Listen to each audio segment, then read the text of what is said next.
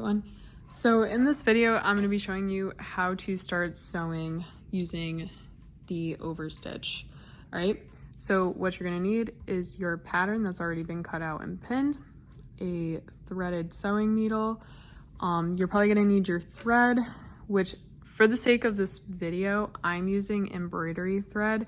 You guys will be using regular polyester thread. It looks like this. I'm only using this because it's a lot thicker, so you'll be able to see my stitches better. And probably a pair of scissors, okay? So first things first, that you should do before you get started, mark where you plan to start and stop your stitches, okay? So I marked here and here. This is where I'm gonna start, this is where I'm gonna end. So I'm gonna go around the whole bunny and end here, okay? The reason why I'm leaving this gap is so that I have enough space to flip my stuffy inside out and stuff it before closing it all up, okay? So give yourself about 2 inches or like a little bit around the size of your finger, so that way you have an easy time flipping everything around, okay? I also strategically placed this gap at the bottom of my bunny head because that's probably gonna be where people aren't gonna see it, okay? So think about where strategically is the best place to put your gap, okay? So once you've got that all set, you're pretty much ready to go. So I sew from right to left, so that's why this is my start and this is my end point. So I'm gonna grab my needle and I'm just gonna make sure that I have just a couple inches of thread hanging out from the other side of the eye. And where I'm gonna start is right on top of that mark that I just made, and I'm giving myself just a little bit of room between the edge of the fabric and where I'm going to insert my first stitch. So I'm going to push my needle through the fabric, make sure you go through both, and I'm just going to gently pull until my knot hits the fabric, okay? Now the overstitch is really easy. It doesn't involve flipping things over. You're basically just gonna insert the needle from the same point each time. So to make my first stitch, I'm gonna move just a little bit to the left of that, still trying to maintain the same amount of distance from the edge of the fabric and where I'm gonna insert the needle as I did over here. Push it through both, like that. And then just a little trick for you guys, because if you pull too fast, your thread has a higher chance of getting knotted, and if it gets knotted, it's just a big headache. You're probably gonna have to rethread your needle, you're probably gonna have to stop. It's just really annoying. So to prevent that, what I do is once I've inserted my needle, I basically have this like big old loop of string. I'm gonna put my finger or my thumb in between that loop, and I'm just gonna slowly pull, and then once it gets to about that much, I just kind of guide the stitch with my finger, okay? You don't wanna pull super hard so that it starts like caving in on itself. You just wanna pull so that it's not loose, but it's also not like straining the fabric, okay? So now I'm ready for my second stitch. So I'm gonna move over just a little bit to the left, trying to maintain the same amount of distance from where I'm gonna insert my needle, push it through both pieces of fabric, use my thumb to guide the thread, and pull. All right. Now, if you have too much thread, you can make that tail that's on the other side of the needle a little bit longer. Just make sure that you don't forget that it's there, okay?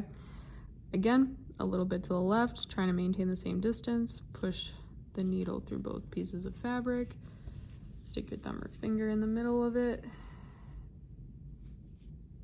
and pull. All right. Keep going, insert the needle,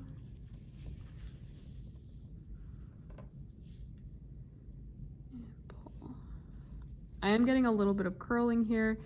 That's okay though. It's not like super intense. It's just because the edges weren't super lined up. But you don't want to like purposely pull tightly so that happens.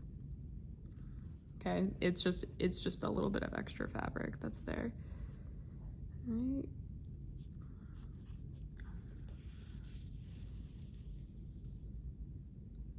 But yeah, you want to keep your stitches close to the edge, but not so close that like they're like here. Okay, that's not enough room, and this is way too much room. You want to find that nice happy medium.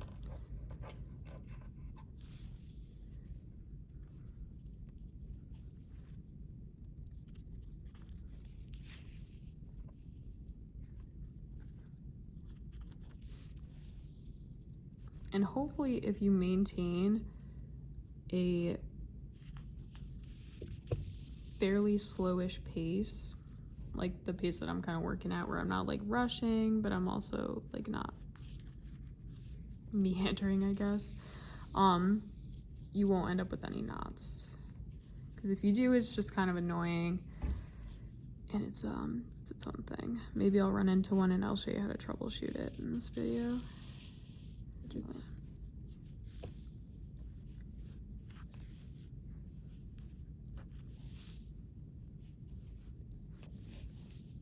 All right, now when you hit any sort of like corners or bends or anything like that, you want to make sure that you get the needle like right above that. All right, so like my next stitch shouldn't be like over here, it should be right in line with where that corner or edge is. Right, and then as you sew, you can remove pins. So I don't need this one anymore, and I don't need this one anymore. Okay, so I can put those wherever I'm supposed to.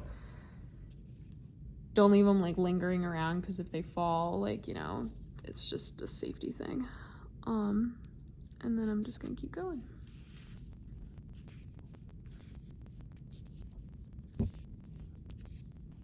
But as I was saying earlier, is that you don't really need your stitches to be like on top of each other. They don't need to be like super close, but you don't want too much distance between them, because if there's too much distance, there's going to be gaps between the fabric and your stuffing is going to fall out.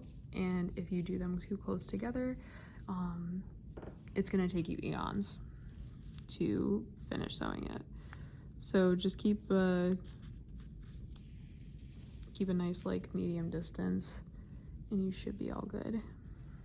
And then if you do happen to get any gaps later, if you notice any, you can always just sew them up. It's not a big deal, but the less gaps the better. And I'm also just turning my project as I'm working, make my life easier.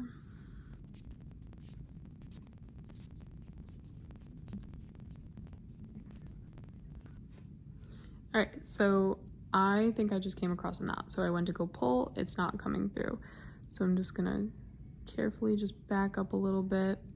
I'm not gonna try to force it through, because that's just how you're gonna make it worse. And just go really slowly after I backed it up. There's no more resistance, so I'm all good. And I'm just gonna keep going. I'm running into that issue because since this is embroidery thread, it's basically just a bunch of threads put together to create a larger thread. So it kind of like gets tangled and twisted, and that's what's happening with it. But since you guys are just using like regular polyester thread, you shouldn't necessarily come across that problem, but you may or may not come across a knot, and just if it happens, just try to back up a little bit, take it slow. All right, just came across another one, backed up a little bit, and it's all good. All right, I'm at the point now where my tail is a little too long, so I'm just gonna pull a little bit and keep going. Again, I've reached a corner, so I'm gonna insert my needle like directly across from it. Oop. My needle came unthreaded. My needle got unthreaded. If that happens, it's not the end of the world. just rethread it. I'm gonna clip the ends real quick.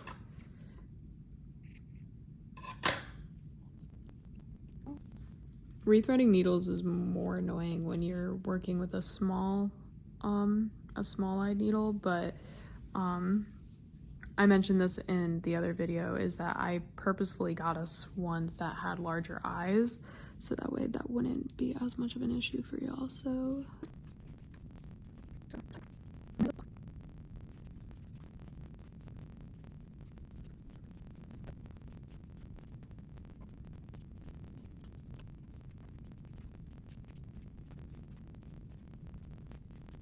alrighty, so as I'm coming up on what will be my last stitch, I'm pretty much running out of thread, okay? So I'm gonna show you how to end it. So if you run out of thread at any point during your project, you know how to do it. So what I do is I do a stitch, except instead of pulling it all the way through, I then take my needle and put it through the loop of the stitch and then pull, which this is basically creating an overhand knot, which if you don't know, an overhand knot is the first step to tying your shoes, okay? And then after, I'm gonna keep my needle on my thread because sometimes I think it helps. I'm going to wrap the thread around my finger like that. I'm gonna really, really carefully, so I don't prick myself, put the needle through the loop like that. Careful, careful. Oh, whoops. It got caught on something. Oh no. Hang on, let me retry that. Let me retry that.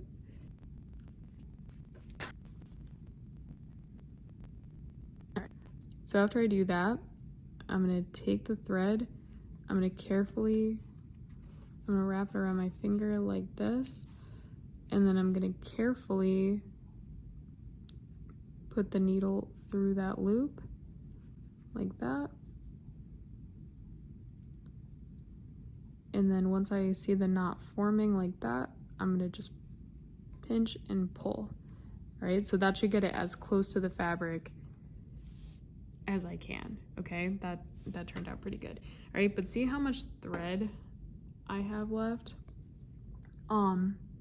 That's not a lot. I kind of struggled to tie that knot. You don't want to sew until you can't sew anymore. You want to give yourself at least 4 to 6 inches of thread so you can tie your knot easily, okay? So once you've tied your knot, you're gonna cut above it, and then since I still got a couple more stitches to go, I'm going to rethread my needle.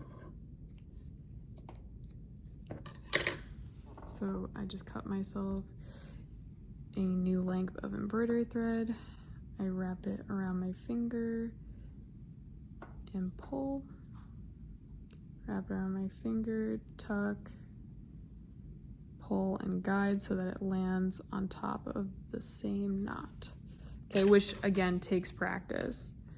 You're probably not gonna be able to do it right off the bat, but that's okay. All right. Then I'm threading my needle.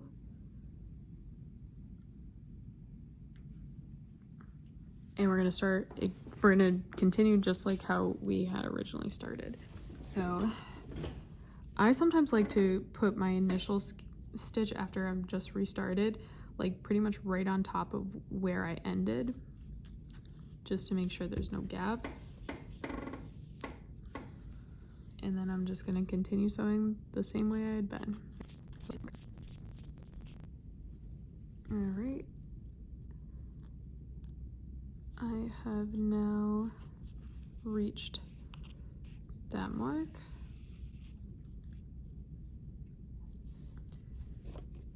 This is what my project looks like. As you can see, the stitches are all pretty evenly spaced all the way around. I had to stop at one point and all my pins are now removed. I can now flip my project right side out, which I will show you in the next video.